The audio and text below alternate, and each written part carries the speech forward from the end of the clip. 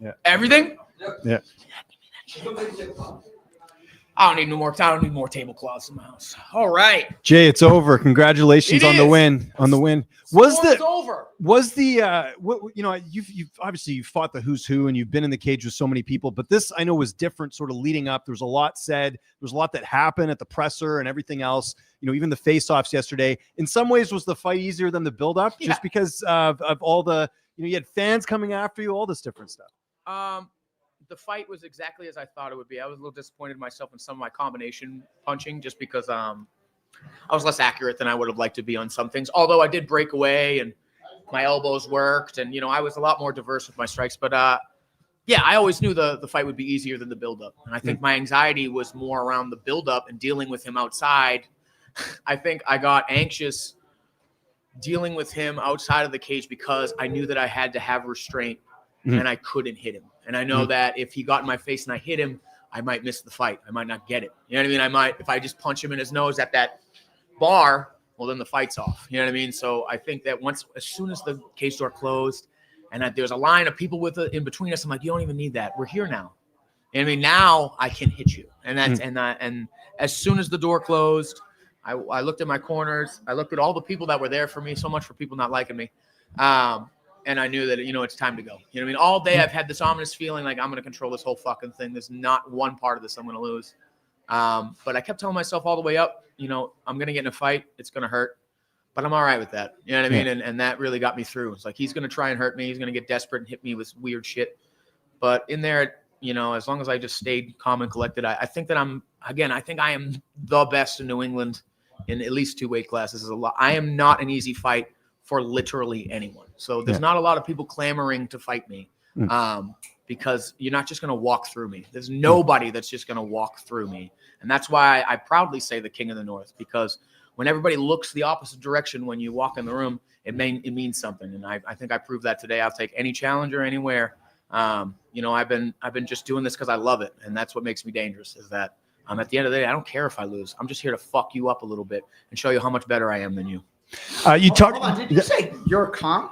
Huh? Did you say you're calm? Did I walk in on you saying you're calm? Is if I stay calm. I was like, trying to get if I stay calm. Wait a minute. Let's just, you know what? I'm going to address something with you. This whole buildup, I was treated like a criminal. All right. I'm the one throwing chairs and shoving people, and everybody's giving me a fucking finger wagging. And I didn't see shit happen with him. Everybody's like, ooh, it's just the party. I'll throw beers at him. I did not. I am a well-behaved boy. That's all I know. All right?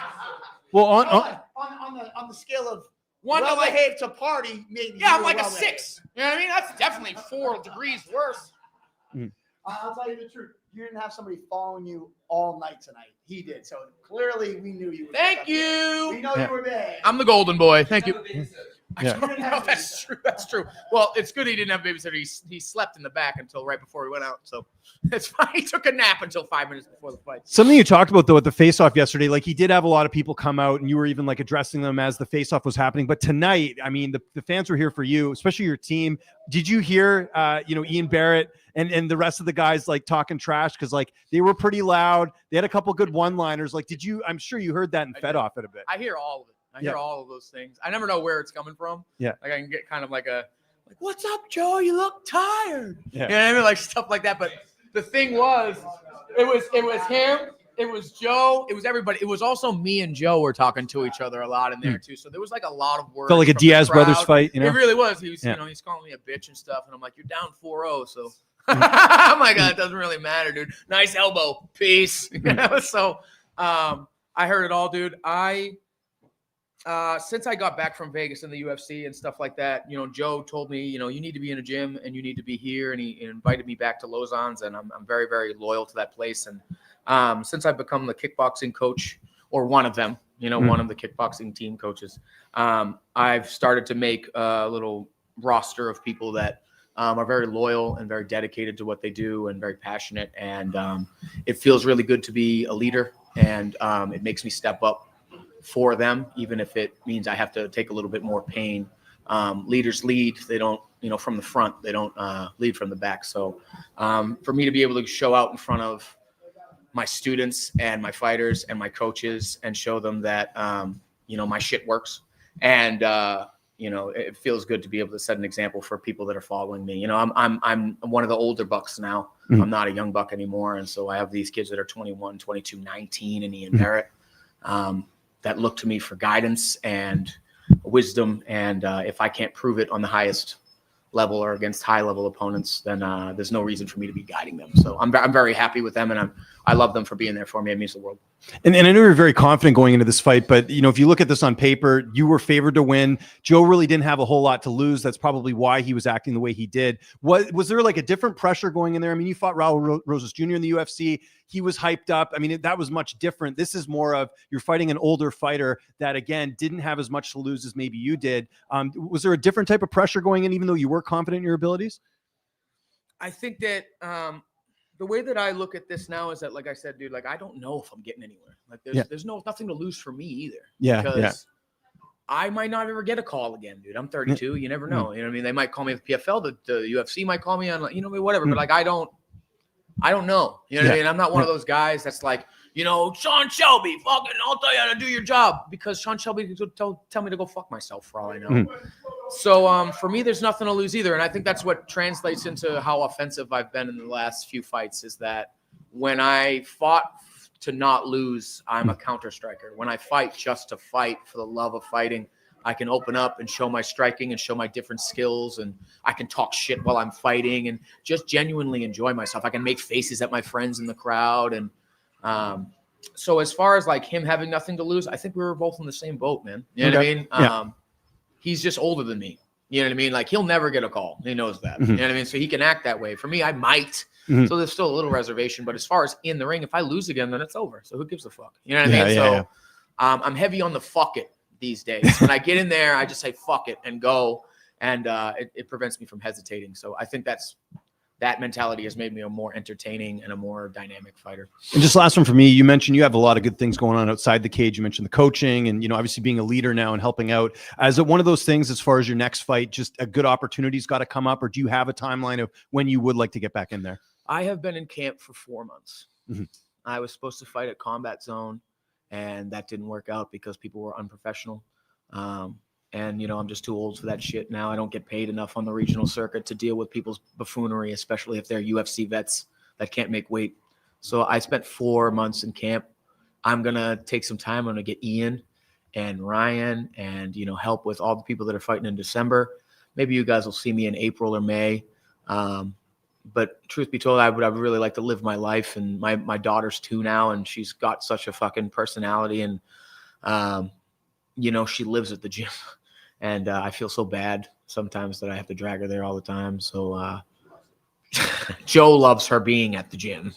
She does love being there, but I'd like to go and take some months and coach, obviously, and keep in shape, but be a fucking person, man. Like so many of us do this for so long that when we're done, we don't know who we are. And I don't want to be one of them. So again, I'm 32. If I get back there in April, maybe another win will get me somewhere, but I'm not looking forward to it too far ahead. So I want to get my people wins, and then you'll see me soon enough, When we went to the crowd chirping, back in practice was when Joe Giannini fought Saul Almeida. Someone goes, Saul, you're built like a bag of milk.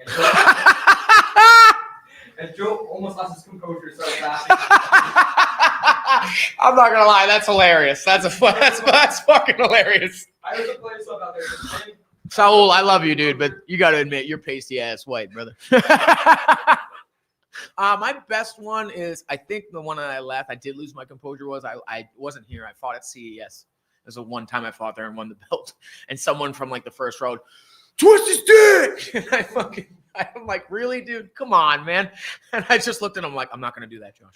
And that was it. But some people, I giggle, during certain things. I giggle at people that talk shit to me, while I'm winning. You know what I mean? That's about it. But I'm sorry. What was the whole question? Just do I hear shit? All right, good. All right.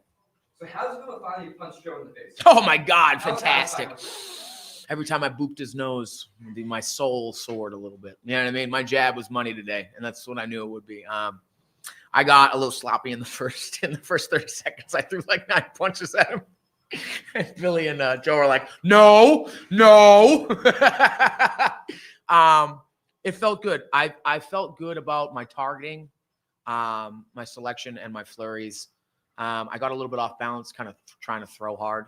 So I would like throw a hook and then end up off balance. So I got to worry about that a little bit more. But I'm happy that I got to strike for fucking 25 minutes. You know what I mean? That's always fun. That wasn't like a barn burner like it was from Presley, where he's going to fucking hit me with rockets from, 10 feet out for whatever reason. So, no, it felt good to just fucking crack him in the nose. And you do notice that after a while, the talking stopped. You know what I mean? Once you hit him in the nose enough, he gets real quiet, and that silence was like a symphony for me, for him to walk around and they hey, you notice he's not talking? And Billy goes, hey, Joe, I noticed not much on your mind anymore. Some shit like that.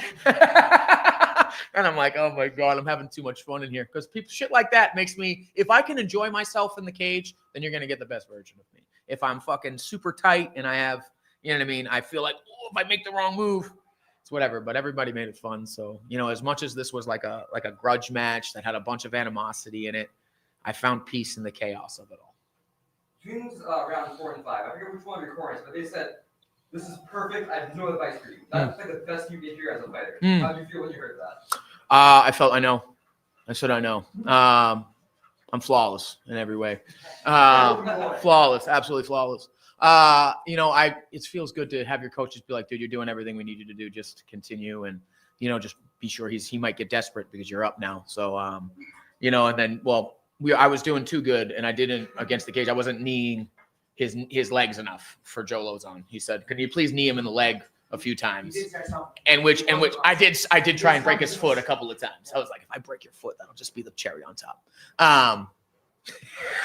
But I said, no, I'm winning. What are we talking? I'm doing fine.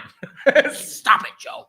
But no, it was good. I to hear you're doing flawlessly means a lot. It gives you a lot of confidence going into the next round. Your arms are heavy. The guy is fucking breathing on you. He's talking shit into your ear like sweet nothings, so it felt good. I knew that if I was on my P's and Q's, and that's what I said. I said, if I'm not lazy, I'll beat the fuck out of this guy, bell to post. And, other than a few lucky shots he got, I dominated the whole fight. So I think the most important question. How do you feel that I will never ask you about Joe Penafiel? Oh my God, dude, never end, man. Dude, this is a done issue. It's a non-issue. Don't ever be like, yeah, would you ever? No. The answer is no. The answer is absolutely definitively over. 50-45. No more definitive than that. If I had knocked him out in the first round, you'd have a better case for a rematch than a 50-45. I beat you up for 25 minutes. Okay? What do you need me to do? Another 25? We're fighting for a whole fucking hour till you win? Get out of my face, dude. Do you know what I mean, dude? All 3 judges. You know what I mean? So have a nice flight home, Joe. I'll see you never again. All right? Thanks, buddy. Maybe I'll corner against you and just do this the whole fucking time. I don't know. But you're never going to fight me again. I'll tell you what. So he can bitch his way all the way down. Him and his stupid friends can all go back down. Not Cam Arnold. I actually happen to like Cam Arnold. But all the rest of them, they can get bent. So other than that, it feels good. Never mention my name again. I'm up here and you're down here. That's how that worked. All right. That's it. All right, congratulations. Thank you, guys. I appreciate you. Couple more.